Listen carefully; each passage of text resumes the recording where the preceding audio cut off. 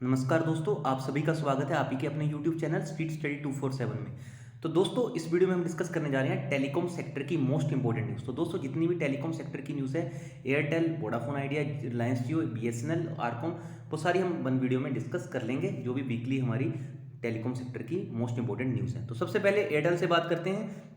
तो आप देख सकते हैं Airtel, Jio, Vodafone Idea want to solve 5G spectrum quantum issue. तो यहाँ पे एयरटेल, जियो, वोडाफोन आइडिया तीनों चाहते हैं कि जो 5G स्पेक्ट्रम क्वांटम से रिलेटेड इशू है कि यहाँ पे क्या चार्जेस रहेंगे, क्या यहाँ पे इनको पे करना है, तो वो सारी अभी भी चीज़ें ऑब्ट्यूस हैं, अभी भी वहाँ पे क्लैरिटी नहीं है। तो वो चाहते हैं भारत सरकार से कि ये सारी प्रॉब्लम्स जल्दी से रिजोल्व हो सके। तो आप देख सकते हैं भारतीय Airtel, Vodafone and Reliance Jio set the authorities must ensure availability of right amount. तो ये चाहते हैं जो भी यहाँ पे इनको पैसा खर्च करना है वो एक राइट अमाउंट होना चाहिए। ये नहीं है कि यहाँ पे सरकार यहाँ पे हाई कॉस्ट दे या फिर हाई ज़्यादा अमाउंट पे 5G स्पेक्ट्रम को इशू करवाए। तो इसलिए उन्होंने बोला कि यहाँ पे राइट अमाउंट यहाँ पे अवेलेबल होना चाहिए, राइट अमाउंट पे ही 5G स्पेक्ट्रम अवेलेबल होना चाहिए।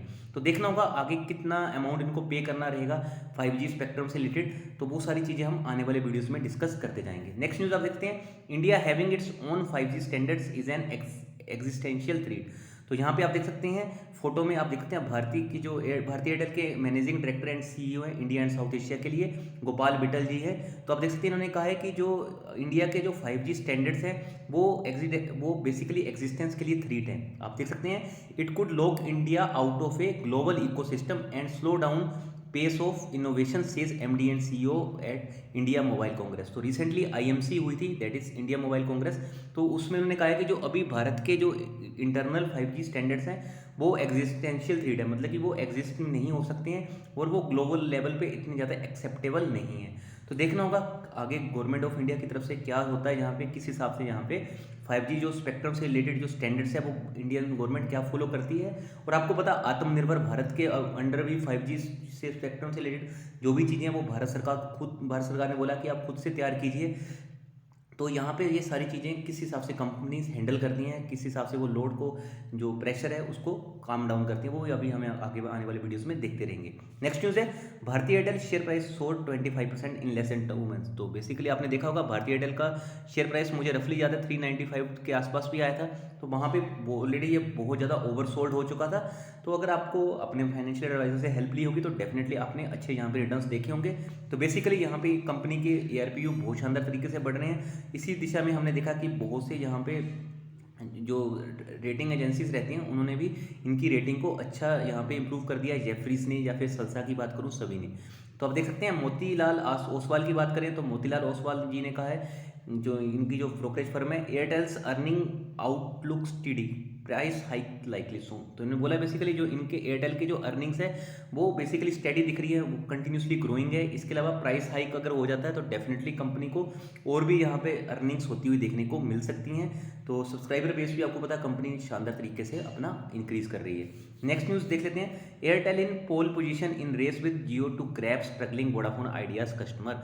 तो यहाँ पे हम देख रहे हैं कि एयरटेल जो है वो जो रिलायंस जो है उससे ज़्यादा पोजीशन गेन कर रहा है। इवन हमने देखा सितंबर क्वार्टर में भी, जो बेसिकली सितंबर मंथ की बात करें तो सितंबर मंथ में जो रिसेंटली ट्राई का डाटा आया उसमें हमने देखा कि एयरटेल ने जियो से जहाँ पे फर्स्ट टाइम 4 साल में बाजी मार ली है सब्सक्राइबर गेन करने में।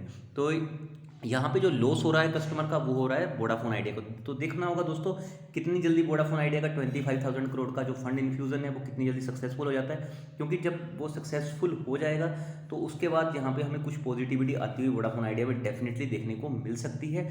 नहीं तो तब तक जो भी इनके जो कॉम्पिटिटर है वो इनका जो सब्सक्राइबर बेस है वो चर्न करते चले जाएंगे। नेक्स्ट न्यूज़ है भारतीय एयरटेल शेयर प्राइस रिलेटेड। तो Bharti Airtel share price gains after salsa retains Y. तो यहाँ पे सल्सा ने यहाँ पे इनकी वाई रेटिंग दी है। तो आपको पता जो सल्सा के टारगेट रहते हैं वो ये नहीं कि 1 या 2 दिन में ही आ जाएंगे, इनको टाइम लगता है 6 मंथ से लेके 1 ईयर तक आप कह सकते हो।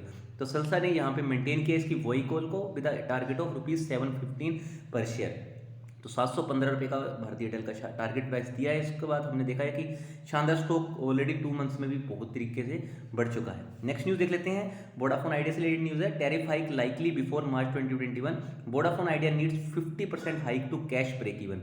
तो वोडाफोन आइडिया को यहाँ पे कैश की बहुत ज़्यादा जरूरत है। आपको पता Vodafone idea already cash struggle से ज़्यादा चल रहा है। तो यहाँ पे टैरिफ हाइक की उम्मीदें लगाई जा रही हैं कि बिफोर मार्च 2025 सॉरी मार्च 2021 से पहले हमें अवश्य होता हुआ देखने को मिल सकता है। तो आप देख सकते हैं anticipated tariff hike could happen as early as March 2021 and would drive Bharti Airtel and Vodafone Idea limiteds ARPU by about 20%। तो बेसिकली इनके ARPU डेफिनेटली बढ़ते हुए देखने को मिल सकते हैं। ऑलरेडी हमने देखा था इससे पहले 2019 नवंबर और दिसंबर में ही टैरिफ हाइक हुआ है। लास्ट ईयर से इतना कुछ खास टैरिफ हाइक हमें होता हुआ देखने को नहीं मिला है। इवन गवर्नमेंट ने भी हमने देखा था कि मार्च मंथ में टेलीकॉम कंपनी से गुजारिश की थी कि अभी आप टैरिफ हाइक ज़्यादा मत कीजिएगा। नेक्स्ट न्यूज़ पे आ जाते हैं। Nokia ties up with Vodafone Idea to offer tech solutions for enterprises. तो नोकिया ने यहाँ पे वोडाफोन आइडिया के साथ टाई अप किया है ताकि ये इतना भी टैक्स सॉल्यूशंस है वो एंटरप्राइजेस को प्रोवाइड करवा सकें। तो दोस्तों वोडाफोन आइडिया यहाँ पे आप देख सकते हैं एंटरप्राइज बिजनेस में भी बहुत ज़्यादा कूदता हुआ देखने को मिल रहा है और नोकिया ने यहाँ पे इनको डेफिनेटली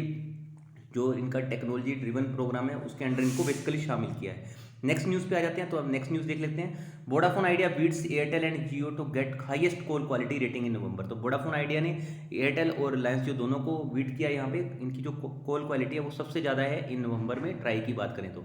बट जो इनका सब्सक्राइबर बेस है वो सबसे ज़्यादा इनका गिरा भी है कंपेयर करूँ एयरटेल और रिलायंस जियो से। नेक्स्ट न्यूज़ पे आ जाते हैं। Vodafone Idea gives extra month salary to all employees. तो वोडाफोन आइडिया के आपने देखा होगा रिसेंटली लीगल ऑफिसर, इसके अलावा मार्केटिंग ऑफिसर थे जिन्होंने वी ब्रांड को, ये वाला ब्रांड है जिसको बेसिकली प्रमोट किया था, आपको पता होगा कविता जी थे। तो उन्होंने भी कंपनी को छोड़ दिया। तो कंपनी के जो टॉप एग्जीक्यूटिव है और भी अच्छे एम्प्लॉयज़ कंपनी को छोड़ के जा रहे थे। इसी दिशा में उन्होंने बेसिकली क्या किया, इसी दिशा में उन्होंने जो एक्स्ट्रा मंथ की जो सैलरी थी वो पहले ही प्रोवाइड करवा दी। तो देखते हैं techco giant is giving all employees an extra month pay as one time ex gratia payout within the November 2020 सैलरी। तो नवंबर 2020 की सैलरी में ही नेक्स्ट मंथ की सैलरी इन्होंने ऑलरेडी इंक्लूड कर दी थी। तो नेक्स्ट न्यूज़ पे आ जाते हैं। रिलायंस जियो से रिलेटेड न्यूज़ है। तो रिलायंस जियो यहाँ पे रियलमी के साथ भी वर्क कर रहा है। इससे पहले हमने देखा था रिलायंस जियो गूगल के साथ भी वर्क कर रहा है। इसके अलावा हमने देखा था रिलायंस जियो वीवो के साथ भी वर्क कर रहा है। तो ये न्यूज़ है रियलमी से रिलेटेड। तो Reliance Jio working with Realme others to bring down device prices official. तो यहाँ पे Reliance Jio is working with Reliance and other organisation, Realme and other organisation to further lower the price of 4G handsets and other connected devices, a senior company official said on Wednesday। तो रिलायंस जियो का आपको पता है digital business जो है वो basically Reliance industries के under ही आता है। तो देखना होगा दोस्तों रिलायंस जियो और भी किस हिसाब से आने वाले टाइम में अपने आप को इवॉल्व करता है, किस हिसाब से अपनी सारी जो इनके प्रोडक्ट्स है रिलायंस जियो से रिलेटेड, रिलायंस रिटेल के रिलेटेड किस हिसाब से इंक्रीज करते हैं, क्योंकि ओवरऑल इंपैक्ट आएगा रिलायंस इंडस्ट्रीज पे। नेक्स्ट न्यूज़ पे आ जाते हैं। Jio Airtel differ on 5G roll out timeline, Ambani says 2021 and Sunil Mittal expects in 2 to 3 year. तो हमने रिसेंटली देखा था अंबानी जी ने क्या कहा था, उन्होंने बोला था कि ये सितंबर के सेकेंड क्वार्टर तक हम ट्राई करेंगे 5G को रोल आउट करने का। वहीं पे सुनील मित्तल जी ने कहा है कि 2 से 3 साल लगेंगे।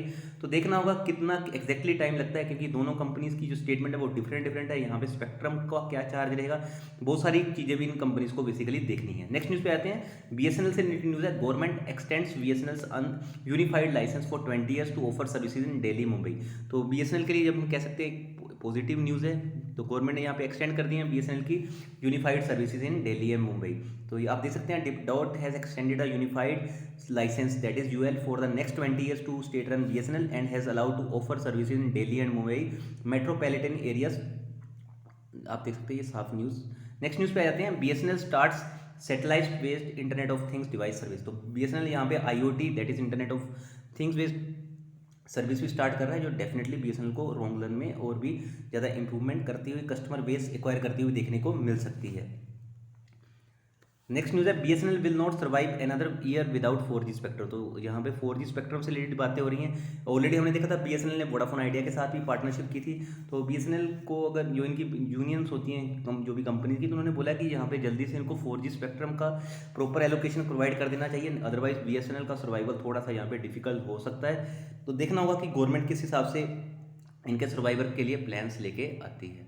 तो नेक्स्ट न्यूज़ है आरकॉम से रिलेटेड। तो आप देख सकते हैं रिसेंटली आरकॉम से रिलेटेड जो आपको पता न्यूज़ आई भी थी कि यहाँ पे NCLT ने यहाँ पे अप्रूव कर दिया। तो इसके बाद हमने देखा आरकॉम के स्टॉक में तेज़ी देखने को मिली है।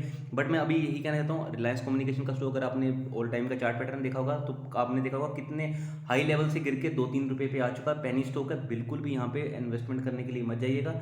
तो यही न्यूज़ है। Anil Ambani telecom service provider RCom freezes on the upper circuit limit gaining by 10% on cess. ये पुरानी न्यूज़ है, 1-2 दिन पुरानी। बट यहाँ पे मेन न्यूज़ किसके कारण थी, ये प्राइस का इंक्रीज होने का कारण था। After the NCLT Mumbai approve the resolution plan submitted by Reliance industries limited. तो यहाँ पे जो इनका बेसिकली रेजोल्यूशन प्लान था वो सबमिट किया गया था Reliance industries limited, subsidiary of Reliance digital platform and project service for its step on subsidiary Reliance Infratel से रिलेटेड ये सारी चीज़ें थी। तो दोस्तों ये बेसिकली एनसीएलटी ने इनका रेजोल्यूशन प्लान जो बेसिकली सबमिट किया रिलायंस इंडस्ट्री का उसको अप्रूव तो कर दिया है, बट बहुत से लोग मेरे से पूछ रहे थे इवन आरकॉम और रिलायंस इंफ्राटेल में हमें इन्वेस्ट करना चाहिए नहीं। तो दोस्तों मैं यही कहना चाहता हूँ कि बिल्कुल भी अभी आप चाहें तो अवॉइड कर दीजिए। अपर सर्किट में स्टॉक है, आपको तब ये मिलेगा जब ये लोअर सर्किट पे आएगा, फिर उसके बाद लोअर सर्किट लगेंगे, फिर आपका वही होता है कि रिटेल इन्वेस्टर ऐसी चीज़ों में फंस जाता है और अपना मनी वैनिश कर देता है। मैं यही कहना चाहता हूँ पेनी स्टॉक से अच्छा है कि आप किसी अच्छी कंपनी का अच्छा स्टॉक ले लीजिए, चाहे आप फार्मा में चाहें तो आप लाल पैथलैब, अगर आपको आईटी सेक्टर में जाना तो टीसीएस या इन्फोसिस। अगर आपको ऐसे से अच्छे स्टॉक्स की इन्फॉर्मेशन चाहिए तो जरूर बताना। मेरा काम है आपके साथ करेक्ट इन्फॉर्मेशन पहुंचाना। मैं आपको